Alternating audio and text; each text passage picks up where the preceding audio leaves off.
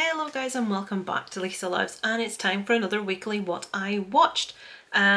Before I do this week's What I Watched, I wanted to advertise something that's happening on Friday, this Friday. I'm very excited. I am going to be part of a live stream for the first time in probably over 2 years. This is with my friend Shawn from Lost in the Rail on his channel, and it's with the Cinema Squad.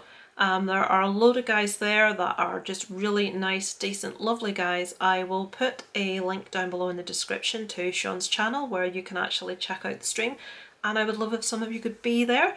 Now it is quite late if you're in the UK. It will be starting at 11 PM. It's much earlier obviously if you're in the US, but I'll put the details below in the description if you would like to check it out. That would be awesome. So without further ado, let's get on with what I watched down here. So I think I ended last week with, we talked about the Suicide Squad, didn't we? And you all unsubscribed. Boy Behind the Door, dead good. Okay, I don't know if I discussed White House Farm with you. I know that's showing up. I think I'd started watching it. This is a true crime drama on Netflix. It's British. It's about a true case of a family that are murdered. But the question is who is responsible, and the person that the finger has been pointed at is maybe not who actually did it.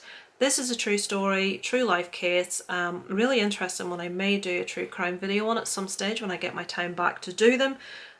White House Farm, very good, I would recommend. On the 10th, I think that's Tuesday, I watched, now this is one that I'd seen trailered for a while and I loved it. I don't watch trailers these days for the most part. I do try and avoid them, but obviously when you're going to the cinema, they're there, aren't they? So I saw the trailer for this one and it really spoke to me. I thought, yeah, I like the look of this. So, a young journalist in London becomes obsessed with a series of letters she discovers that recounts an intense star-crossed love affair from the 1960s. So as it says, this journalist discovers a couple of letters. She goes searching further in archives and finds more. She's trying to piece together this love affair that happened years ago. But we get the both stories running concurrently. We see her looking for the letters and it shows us the real person, the love affair that started all those years ago.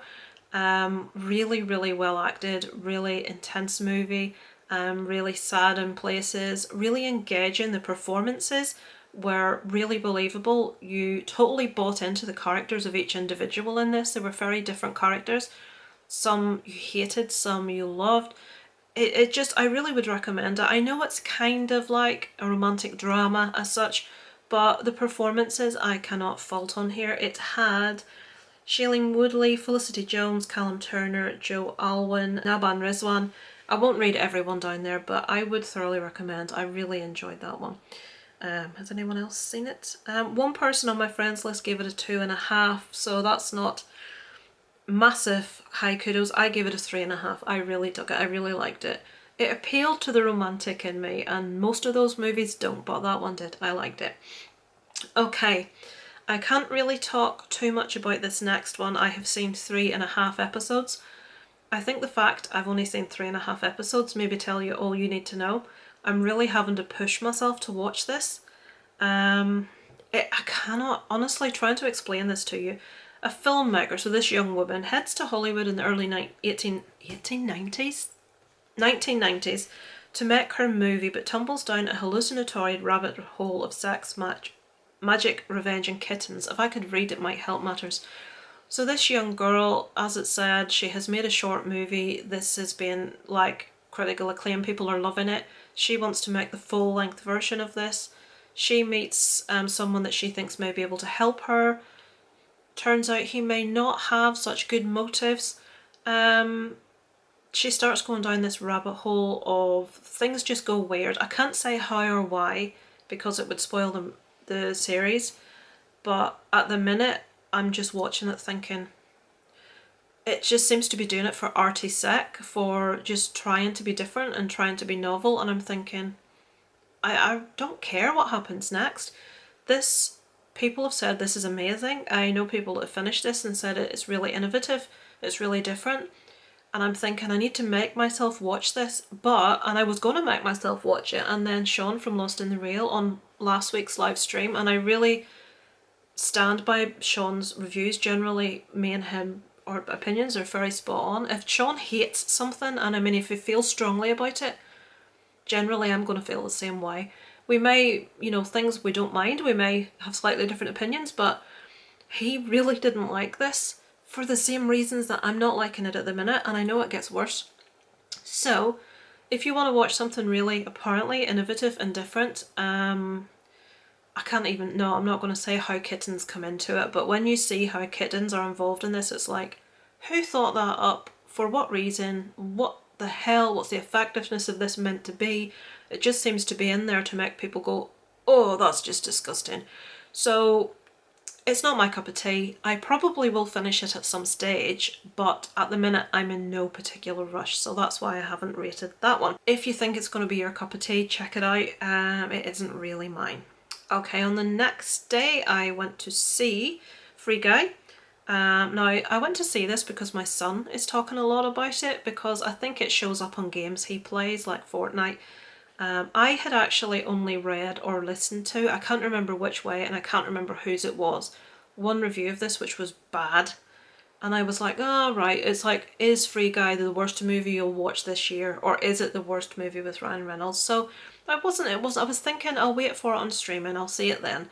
But then Isaac really wanted to see it. We had a day where we were doing nothing, we went to the cinema to see it, and we loved it, all three of us. Since then, a lot of people have been reviewing it that I know on YouTube, and it's coming down quite positive everywhere. I don't know what that original review that I saw was thinking. This is a movie about Ryan Reynolds is a, what do they call them? NPC. I knew I would get there eventually. He's a non-playable character in a video game. So if you've played games like Grand Theft Auto, there will always be those characters that are just there basically to take abuse, to be knocked down. I don't play Grand Theft Auto before anyone thinks I'm being horrible, to rob, to punch, or whatever that may be. So these are these characters that are just always there. Ryan Reynolds plays one of these called Guy. He is a bank teller, and the bank is like held up on a regular basis, and his job every day is to get up and go to the bank, do the same thing, people rob the bank, blah blah blah.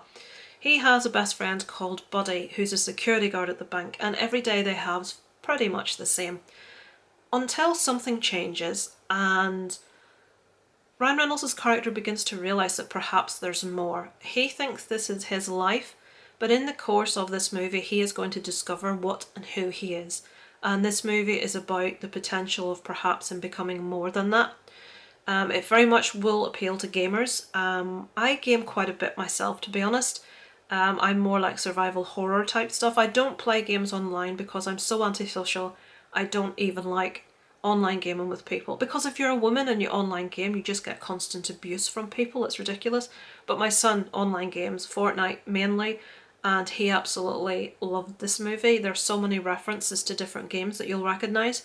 But even if you don't play games, you will get a lot from it. Ryan Reynolds is always fantastic. He's just one of these likeable people, and when he plays characters that are close to him, you want to see him succeed. You know, you like the character. And I think Deadpool is basically an exaggeration of Ryan Reynolds' real personality, isn't it? So people are saying this movie was so bad, he needed to use his Deadpool character to promote it. No, he didn't. This movie's a lot of fun. There's one scene in it near the end. All I will say is it's a fight scene, and there's a few things that happen within that scene. It was like, yes, I love this. This is fantastic. But yeah, I thoroughly recommend Free Guy. It's a lot of fun. I gave it a 3.5 out of 5. Would thoroughly recommend. Finally, now the 15th, I think that was Sunday night, Grace, The Possession. This is now the reason I watched this is because this is the only movie I've ever seen anyway from a first person perspective. The whole movie is from the eyes of Grace. So we never really see her in the movie unless she's looking in a mirror. Obviously we see her looking down at herself, and like she's got this nervous habit of playing with her dress and stuff. But she comes from this background which is very religious. She goes to university. She hasn't had any really life experience. Her mother has died giving birth to her. She never knew who her father was. And basically there's something a bit untoward about Grace. Now I think the fact that it's called Grace the Possession may kind of give that away. But basically that's what it's about. Her going away to uni, her personality, her trying new things. Then she's like brought very swiftly back home again. and this movie is just about her trying to figure out who she is, who her mum was, why she is the way she is, what's going on. This is a very mediocre possession movie. What did I give it? 2 out of 5. It was interesting from the first person perspective in that sense, but to me it held nothing new that I hadn't seen before. For possession movies, to me, The Exorcism of Emily Rose is just astounding. I absolutely love it. I did a video on the real story. That's actually based on a real life person called Anna Elizabeth Michelle. So if you want to know the true story behind The Exorcism of Emily Rose, check that out. But if you have not seen The Exorcism of Emily Rose, please check it out. It's an excellent possession movie. So yeah, Grace, a bit lackluster for me. And then that one that you can see at the top is a true crime documentary that I'm watching through at the moment on Prime. Disappearance of Maura Murray. And at the minute, to be honest, it's not really, it's okay. I'm only persevering with it because I've watched so much that I feel I need to finish it. It's one of those things you could have probably told in 2 episodes, and I think they've done a 6 or 8 part series. So I am watching it. I will get around to finishing it, but you could watch much better true crime stories than this one. So yeah, that's it for this. One other thing I have to say, and I forgot to include this in previous weeks because Letterboxd doesn't have all the TV series is on there for you to log. I watched the first series of Ted Lasso maybe a couple of weeks ago, and I'd forgotten about mentioning it until I saw Aaron from Screen Stars had reviewed it. Absolutely loved it. Had no intention of watching it. Ted Lasso is about a American football coach that is brought into the UK to coach a English soccer team that are not performing very well, have been threatened with relegation. Now obviously it's about football. I'm not really going to go out and watch the series about football, but I saw so many people talk and rant and rave about how good this was. I thought, I'll check it out. I know my husband will love it. He likes football, so, you know, at least he'll get something from it. But this is just a lovely series. It's a really lovely, life-affirming, feel-good series. The character Ted Lasso is just adorable, is wonderful. And what he brings to this English football team is just lovely. And you get a lot of like British humour and banter in there as well, which is quite funny.